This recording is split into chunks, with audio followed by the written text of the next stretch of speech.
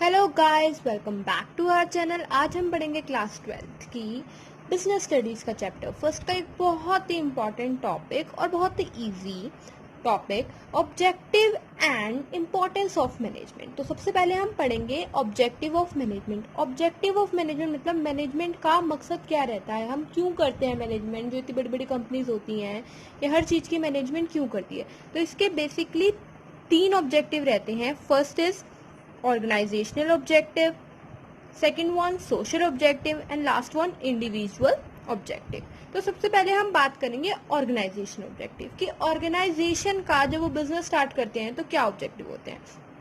तो किसी भी ऑर्गेनाइजेशन के 3 ही ऑब्जेक्टिव होते हैं जब वो बिजनेस कर रहा होता है। पहला सर्वाइवल, कि मार्केट में इतनी कॉम्पिटिटिव मार्केट हो रही है आजकल, उसमें सबसे पहले बिजनेस अगर हमने स्टार्ट करा है तो सबसे पहले वो किसी चीज के बारे में सोचेगा, वो सोचेगा कि मेरा बिजनेस सरवाइव कर जाए। अगर मान लो मतलब हमारी मोबाइल्स की कंपनी बहुत सारी है, ठीक है। अब उनका अगर कोई नया मॉडल आ रहा है मोबाइल का या कुछ भी ऐसा है, कोई नया प्रोडक्ट आ रहा है, तो सबसे पहली वो बात यही सोचेंगे कि हमारा प्रोडक्ट मार्केट में सरवाइव कर जाए, ठीक है। तो सबसे पहले ऑर्गेनाइजेशन ऑब्जेक्टिव में जो बिजनेसमैन है उसका सबसे पहला ऑब्जेक्टिव यही होगा कि वो सरवाइव कर जाए मार्केट में, क्योंकि ये मार्केट कैसी है, कॉम्पिटिटिव, कंपटीशन बहुत है यहाँ पर।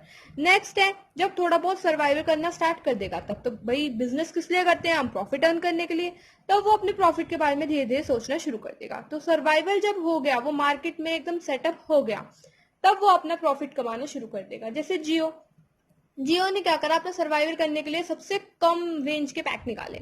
अब क्या है, अब जियो ने देखो बढ़ा दिया है।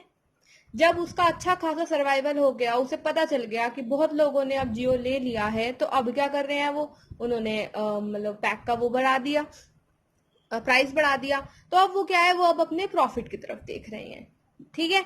तो सबसे पहला कोई भी ऑब्जेक्टिव होगा ऑर्गेनाइजेशन का, सबसे पहले वो सोचेगा कि वो बिजनेस में सरवाइव कर ले।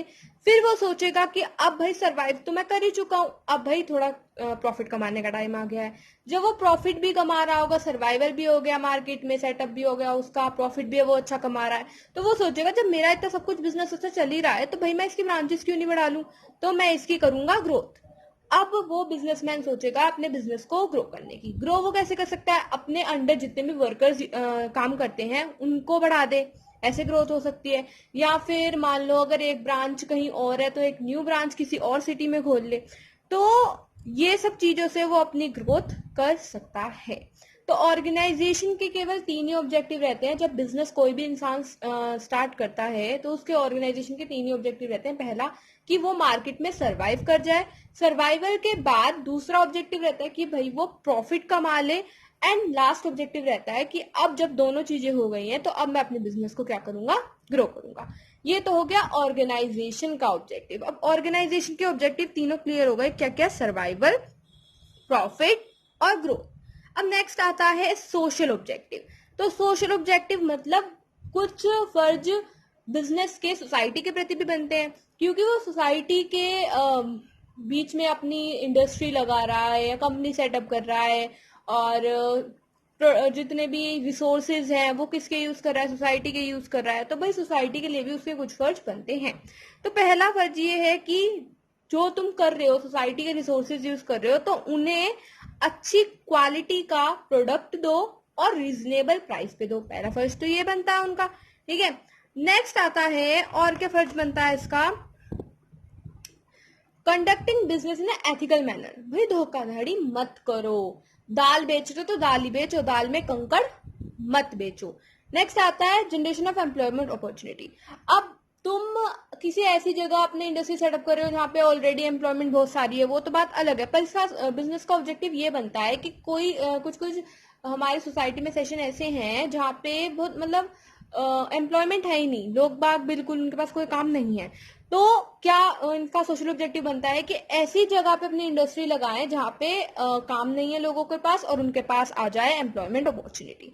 नेक्स्ट आता है, उन्हें मतलब फाइनेंशियल सपोर्ट करें, जो उनके प्रोजेक्ट हैं उसमें लोगों को इन्वॉल्व करके उन्हें फाइनेंशियली सपोर्ट करें, और उन्हें ट्रेनिंग और एजुकेट करें चीजों के बारे में। तो ये सब फर्ज होते हैं उनके सोशल सोसाइटी के प्रति, यानी ये जितने भी हैं ये सोशल ऑब्जेक्टिव हैं। नेक्स्ट आता है हमारा पर्सनल ऑब्जेक्टिव। अब पर्सनल ऑब्जेक्टिव क्या है? ये उन लोगों के लिए ऑब्जेक्टिव है जो लोग कंपनी के लिए, इनकी फर्म के लिए काम कर रहे हैं। तो उनके लिए वो क्या कर सकते हैं? उन्हें अच्छी सैलरी दो, पर्क दो, जैसे कि पर्क मतलब होता है बेनिफिट, ठीक है। अब बेनिफिट कैसे दे सकते हो? उन्हें सैलरी तो दे ही रहे हो, उन्हें घर रहने के लिए घर दो, मेडिकल फैसिलिटी वगैरह दो। जो अच्छी अच्छी कंपनीज होती हैं वो अपनी कॉलोनी बना के रखती हैं, क्वार्टर्स देती हैं अपने एम्प्लॉयज को, और उनका वहां पे मतलब मेडिकल भी होता है। तो ये सब चीजें देनी चाहिए अपने एम्प्लॉय को, ताकि वो खुश रहे और सेटिस्फाई रहे आपकी कंपनी से। फिर अगर उन्होंने मेरिटोरियस, इस वर्ड को ध्यान रखना, मेरिटोरियस मतलब वंडरफुल, बहुत ही अच्छा। अगर उन्होंने काम अच्छा करा है तो भाई उन्हें उस चीज के लिए मतलब अप्रिशिएट करो। अप्रिशिएट कैसे कर सकते हो? उनको बोनस दे दो, या फिर अगर मतलब अप्रिशिएट ना बंदे को कैसे भी करा जा सकता है। अगर 10 बंदों के सामने तुम उसकी तारीफ भी कर दोगे तो वो भी उसके लिए बहुत बड़ी बात होगी। उसे मेडल दे दो, ट्रॉफी दे दो, ब्रॉच दे दो, मतलब कुछ भी ऐसे करके अप्रिशिएट करो ताकि वो आगे और अच्छे से काम करे। उनको प्रमोशन दो। ये नहीं है कि भाई उसने स्टार्ट ही 25,000 से करा था तो आज भी 10 साल बाद भी 25,000 ही कमा रहा है, प्रमोट हुआ ही नहीं, उसकी रैंक भी वही रही और फाइनेंशियली भी आपने बिल्कुल भी कुछ बढ़ाया नहीं। तो ऐसे मत करो, उन्हें अपॉर्चुनिटी दो, प्रमोशन करो उनकी।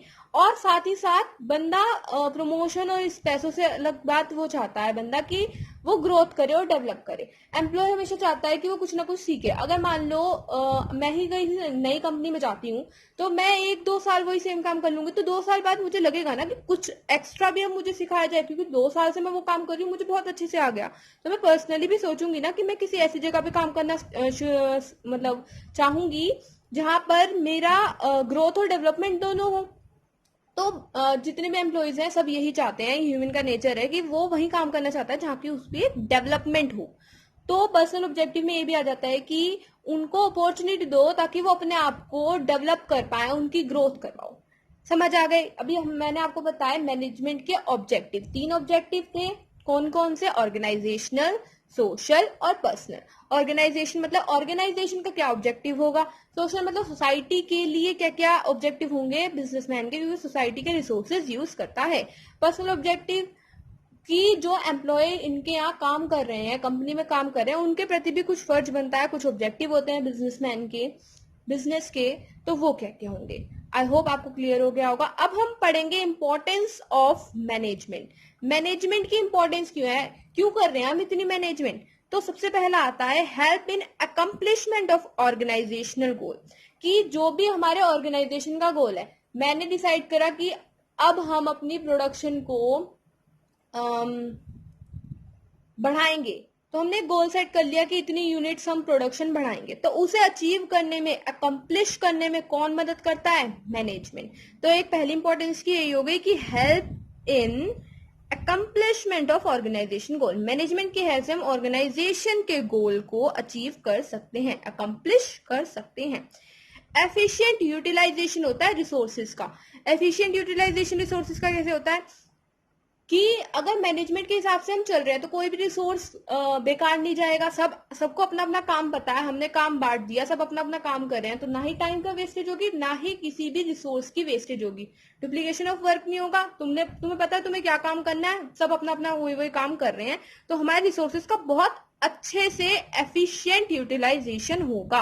नेक्स्ट आता है क्रिएट डायनामिक ऑर्गेनाइजेशन।